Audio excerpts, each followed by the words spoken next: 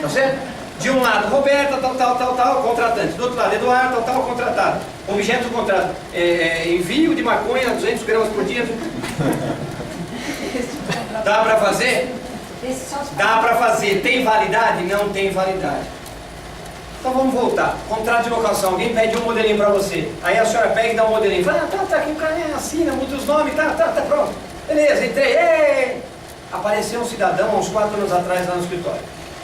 Ele comprou um lava-rápido, mudou todo o lava-rápido, cobriu o lava-rápido, arrumou, não sei o que lá. O que aconteceu? Lá dentro tinha uma cláusula que todas as benfeitorias que ele fizesse no imóvel ficariam no imóvel. Ele gastou uma nota, ele gastou 30, 40 mil reais. Aí ele veio lá falar comigo, eu falei, você tinha que ter vindo para mim com um contrato para eu ler. Eu não sou um Mr. M, eu sou advogado, eu não sou pai de santo. Sabe o que você vai ter que fazer? Você vai ter que ir embora com uma mão na frente e outra atrás. Por quê? Porque você assinou aqui, ciente de que toda benfeitoria que você fizer, uma construtora. Vamos dar alguns exemplos. Eu canso de analisar contratos de construtora. Nós temos lá 3 ou 4 construtoras. Vou lhes dar alguns exemplos. Nós temos uma construtora que ela faz mapeamento de solo. Então ela faz um buraco aqui, de 1 por 1, ela espeta aqui, não sei como é que chama, vocês sabem tecnicamente, espeta um negócio aqui, passa por baixo lá da berrine, horário de pico, e sai lá na outra calçada, desviando de tudo quanto é encanamento, é o furo não destrutível que eles chamam, ambiental, não sei o quê. Uma fortuna, eles trabalham direto com a Petrobras, direto com a Comgás. Eu analiso os contratos. Agora a medição, ela vai começar aonde? O pagamento, ele será de que forma? Não, eu só posso pagar no final da medição. Você vai matar a pessoa. Por quê? Porque outra situação, de quem é a responsabilidade? Aí a Comgás, a Petrobras, manda os e-mails lá para o meu escritório, da seguinte forma, olha, o cara caiu com Ford Ka porque não tinha sinalização no buraco, não sei o quê. Então veja o desmembramento disso. Ah, mas o que gera isso, Eduardo? Gera prejuízo. Contrato mal feito é prejuízo. Há um contrato aonde, por exemplo, ninguém falou qual era o tipo de acabamento. Estava lá, tinha que entregar a obra acabada, mas o objeto não estava bem especificado. Ora, se o objeto não estava bem especificado, eu posso fazer chapisco, eu posso passar gesso, eu posso pôr madeira, está acabado. Ah, mas não é o que eu queria. Mas então por que você não especificou no contrato? O contrato não é uma coisa assim simples, não. Eu contratei qualquer empreiteira, qualquer parceiro. Gente, tem que tomar cuidado. A minha opinião, hoje, contrato com parceiros tem que ficar com os 3 olhos abertos, lanterna ligada, porque assim, para você vir de lá para cá, puxa, o colega que aqui me antecedeu falou várias vezes sobre vigilante. Eu vou falar disso, que eu tenho uma vasta experiência sobre isso. O vigilante do posto de gasolina, tá? Depois eu vou transportar isso para a construtora, olha absurdo. O vigilante está lá. Aí ele saiu de lá, mas ele não recebeu algumas coisas do dono de posto de gasolina. Ele não depositou fundo de garantia, não depositou algumas coisas, e o vigilante não está. Ele vai procurar um advogado. O advogado vai entrar contra a Blockbuster, o McDonald's, a loja de conveniência e o dono do posto. Saibam vocês que todos eles vão pagar o vigilante. O que eles têm a ver? O que eles têm a ver? Eles tinham uma responsabilidade que se chama invigilando. É a responsabilidade que vocês, construtores, têm sobre os seus parceiros contratados. Então vocês tomem muito cuidado ao contratar o cidadão. Porque tem uma coisa que chama invigilando. Ou seja, você tem que ficar numa vigia constante, se aquele vigia que está ali, ele está recebendo fundo de garantia. Mas não é problema meu. É sim. É sim. Se ele está recebendo fundo de garantia, se ele está recebendo salário em dia, porque qualquer coisa que ele não receba, você vai pagar junto. É? Então não é tão simples assim? Não é tão simples assim. Então dá para sair contratando assim? Não dá. A gente está cansado de ir em algumas audiências da Ponto Forte, que eu nem sei se vocês têm conhecimento, que por culpa não da Ponto Forte, de parceiros, sobra para gente. Por quê? Porque o cidadão não recolheu isso, porque o cidadão não pagou aquilo. Vamos anexar agora, aproveitando esse momento, vamos anexar o dano moral. Depois a gente volta, e vamos e vem. Vamos anexar aqui o dano moral, o assédio moral. Da responsabilização, como a senhora chama? Desculpa. Glaucia, da responsabilização surge o dano moral e o dano material. Vou fazer uma fatia aqui, congela essa imagem. Eu bati num carro de um cara que dirige um táxi. O cara vai ficar 3 meses afastado, ele não vai receber o salário dele durante 3 meses, ele não vai pagar a prestação do táxi. Eu tenho que indenizar ele o quê? Eu tenho que indenizar o para-choque do carro dele, eu tenho que indenizar as contas do hospital dele, eu tenho que indenizar o remédio dele. Essa é a parte do dano material. E o dano moral? O dano moral é aquilo que psicologicamente ele ficou abalado. Mas quanto vale isso? Eu perguntei para o senhor, e o senhor não soube me posicionar. Por quê? Porque ninguém sabe. Vamos para o assédio moral? Vamos. Então vamos para o assédio moral. Cidadão que escreve e-mail dizendo: seu burro, a obra tem que estar pronta até amanhã cedo. Cidadão que trata o outro na frente do outro de forma áspera. Mas isso acontece desde que o bispo foi enfrentado pela ilha. Você viu por que eu tinha contado a história da ilha? Porque isso acontece desde que o mundo é mundo. Eu lembro, em 1900 em Guaraná-com-Rolha, quando eu trabalhava em outras empresas, eu trabalhei numa multinacional chamada Mercedes-Benz do Brasil. Cheguei à diretoria da Mercedes-Benz do Brasil. E lá tinha os alemães que falavam assim: seu burro, amanhã vai ter visita na fábrica. Já tinha o assédio. Isso já tinha naquela época. Só que o que acontece agora?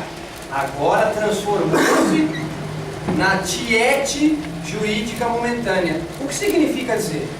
Significa dizer o seguinte: isso cabe uma indenização de quem recebe.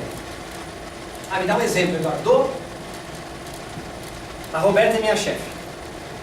Aí a Roberta fala assim: ô burrão, quero relatar mais cedo, hein? A Glaucia ouviu. O senhor também ouviu. Eu chamo o senhor e a Glaucia de testemunha. A Roberta, na pessoa da Ponto Forte, vai pagar uma indenização.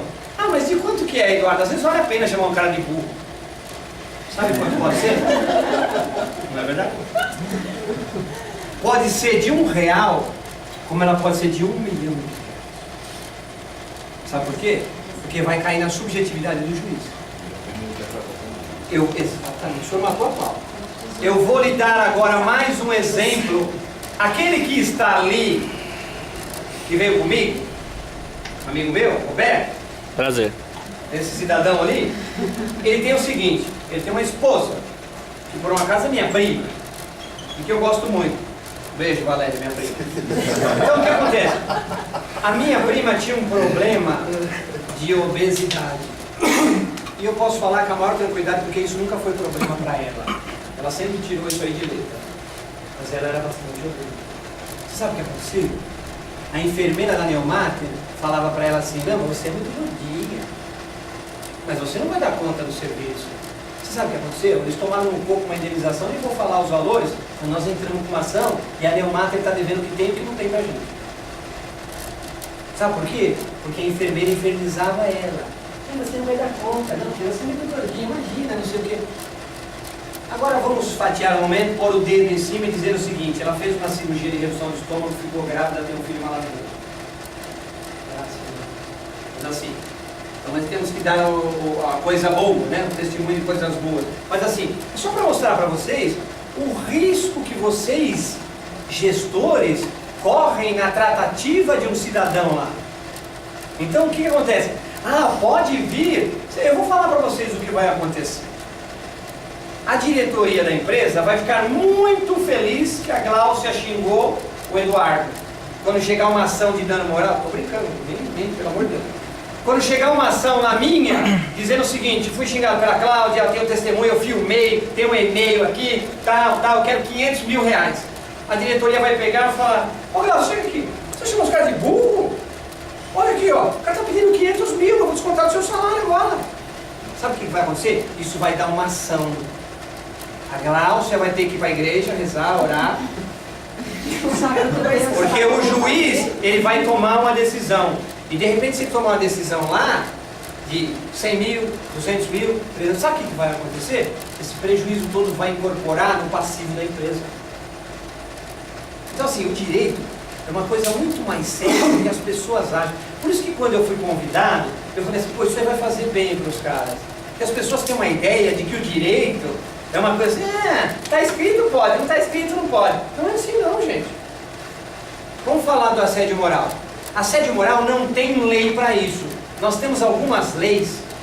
Nós temos uma lei que é de 2002 que foi para o Rio de Janeiro. Veja como no direito é complicado. Olha o que os caras me fazem. Os caras criam uma lei específica para assédio moral no Rio de Janeiro. Aí criaram uma lei específica de assédio moral para São Paulo. Rio de Janeiro foi 2002, São Paulo foi 2006. E aí depois começou-se a criar. E como é que está no trabalho? Olha outra loucura que eu pesquisei na internet, eu vou pegar o número. Isso é menos importante, depois eu passo para vocês, se interessar a gente põe no e-mail. Mas tem um projeto de lei em Brasília, já aprovado, só esperando agora sancionar, que diz o seguinte: assédio moral agora vai ser acrescida ao número de doenças do INSS. O cara vai aposentar, o cara vai ter benefício do INSS por assédio moral. Então veja se é sério a coisa. O cara pode ser xingado de burro, ele pode ter um trauma psicológico de tal sorte que nunca mais... A gente brinca, mas assim, a coisa é séria. Porque às vezes você pega pessoas desencanadas. Eu sou bem maluquinho. Eu gosto de estar com os alunos, eu gosto de me divertir, eu gosto de estar entre pessoas. Mas você pega a pessoa, que a pessoa, você fala alguma coisa, a pessoa, ela fica interessada. E aí o que acontece? Ela vai ser afastada, ela vai ser colocada no INSS. Ah, mas eu dou número de processos para vocês. Depois eu mando para a Isabel, para a Cláudia, ela manda no e-mail, vocês entram lá no site lá. Vamos voltar para a terceirização. Nós temos um motorista nessa construtora que faz mapeamento, que o motorista tem contrato de prestação de serviço. Certo? Muito bem. Quanto ganha o motorista? R$3.800. Por quê? Porque é o motorista mais o caminhão. O caminhão é dele. Então ele fica à disposição da empresa com o caminhão. Leva os caras, traz os caras, faz não sei o que lá. Muito bem. Detalhe, ele usa o colete da Ponto Forte. Vamos transportar esse exemplo para Ponto Forte. Ele usa o colete da Ponto Forte. O crachá da Ponto Forte. Mas ele tem um contratinho de prestação, tranquilo. Está tranquilo, tem um contrato lá, ó, contratante, contratado e tal. Muito bem. O que aconteceu? Tomamos uma ação indenizatória de 400 e poucos mil reais. Tá bom para você ou não?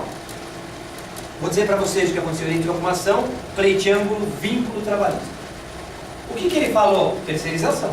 O que ele falou? Ele falou o seguinte: quais são os requisitos que eu preciso ter para caracterizar empregado, vínculo empregatício? Eu preciso ter habitualidade, estar habitualmente na empresa. Eu preciso ter subordinação, alguém que mande em mim. Eu preciso ter onerosidade. Certo? Muito bem. Ele pegou isso, jogou no juiz e falou o seguinte: ó, veja se eu não sou funcionário. Eu entro todo dia tal hora, eu saio todo dia tal hora. O Zé manda em mim. Eu uso o crachá da empresa. E tirou um monte de fotografia, estava lá no processo. Coletinho da empresa, crachá da empresa, estava lá. Aí o juiz falou assim: que hora que você entra? Tal. Quantas vezes por semana? Todo dia. Quem que manda em você? É o Zé. Quem é o Zé? Não sei quem. E 400 mil reais.